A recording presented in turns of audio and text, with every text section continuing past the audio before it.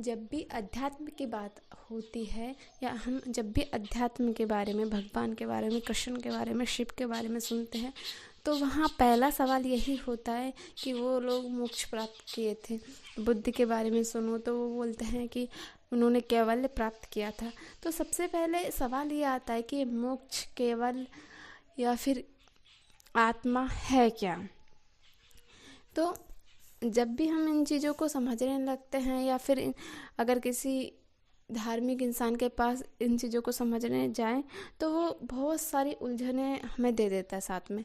तो आज हम यही समझेंगे कि ये सब है क्या, वो भी बहुत आसान भाषा में, ताकि थोड़ा, क्योंकि मोक्ष कोई ऐसी चीज़ नहीं है जिसके लिए बहुत यत्न किया जाए जिसे समझने के लिए। हाँ, उसे पाना बहुत मुश्किल है बट उसे समझना बहुत आसान है। बाकी आगे आपकी मर्जी। तो मोक्ष है क्या है? मोक्ष और कुछ नहीं है, मोक्ष आपकी समझ है। जैसे आप एक बच्चे हो तो उस टाइम, पहली बात तो आप जब एक बच्चे हो तो आपको उस समय जो सही लग रहा है आपकी समझ के अनुसार वो काम करना मोक्ष है।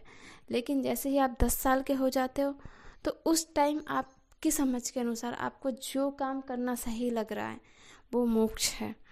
वैसे ही आप 25 साल के हो जाते हो तो उस समय के अनुसार, मतलब उस टाइम जो आपके जिस पल में आपकी जो समझ रहती है उस समझ का पूरा पूरा उपयोग मोक्ष है। बस मोक्ष यही है और कुछ नहीं है। अपनी समझ के अनुसार चलना ही मोक्ष है। तो आपके अंदर ये वाला सवाल आएगा कि मोक्ष जब इतना ही आसान है तो इसे तो हर कोई प्राप्त कर लेगा। ऐसा नहीं है, क्योंकि जब भी हम समझ के अनुसार चलने की कोशिश करते हैं, जैसे हमें पता है, क्योंकि पता सबको होता है, जैसे हमें पता है कि हमें सुबह 4 बजे उठना है, बट हम यह पता है हमारी समझ के अनुसार हम चाहते हैं कि हम 4 बजे उठें पर हम नहीं उठ पाते। क्यों? क्योंकि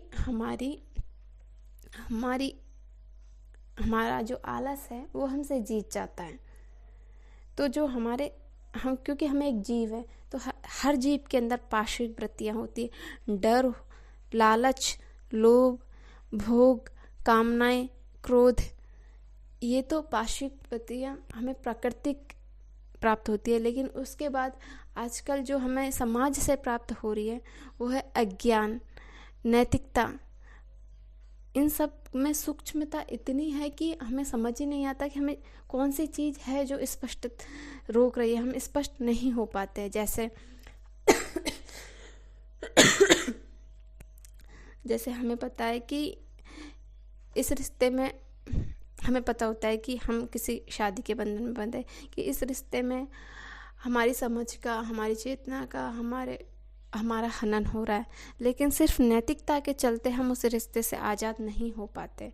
वैसे ही कर्ण को पता था कि दुर्योधन गलत है, परंतु क्योंकि वो एक सामाजिक इंसान था, वो एहसान की नैतिकता के अंदर इतना दब गया कि उसने अपनी समझ को अपने नैतिकता से पीछे छोड़ दिया।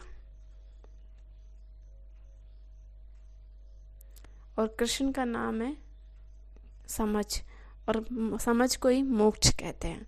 जब आप पूरी तरह आपकी समझ पे निर्भर हो जाओ, अगर आपको लगता है कि गलत है, क्योंकि कभी कभी ऐसा होता है कि हमारी बुद्धि ही हमारी समझ के खिलाफ होती है। समझ, बौद्धिक बुद्धि और समझ दोनों अलग चीज़ है।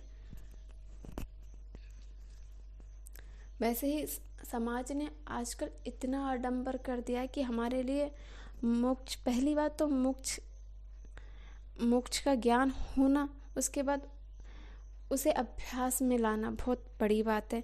और उसके बाद हमारे पास पहले ही पाशविक वृत्तियाँ कम नहीं थी कि समाज ने हमें अज्ञान का इतना बड़ा जाल बुन दिया कि उससे निकलना बहुत मुश्किल हो जाता है।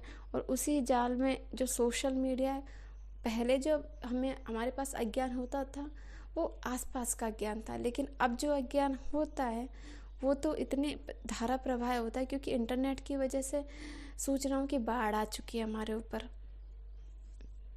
तो उस समय कहाँ हम सही है, कहाँ हम गलत है, उसकी शिक्षा लेना बहुत मुश्किल है। हम अपने आप को, अपनी समझ को, हमें लगता है कि ये सही है बट वो सही होता नहीं है।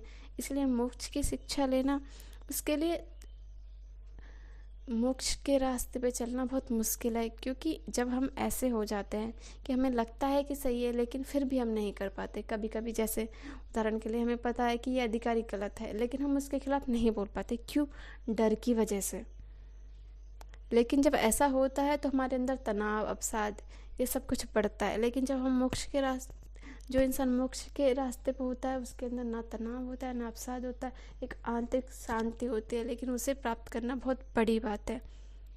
वहाँ तक पहुँचने के लिए बहुत अभ्यास करना होता है, बहुत ज्ञान की ज़रूरत होती है, बहुत जिज्ञासा की, एक अपने ही खिलाफ युद्ध लड़ना होता है, जहाँ हमें अपनी पार्श्विक वृत्तियों को और जो संसार ने हमें आडंबरता, अड़क भड़क दी है, उनको पीछे छोड़ना होता है। यही है मोक्ष।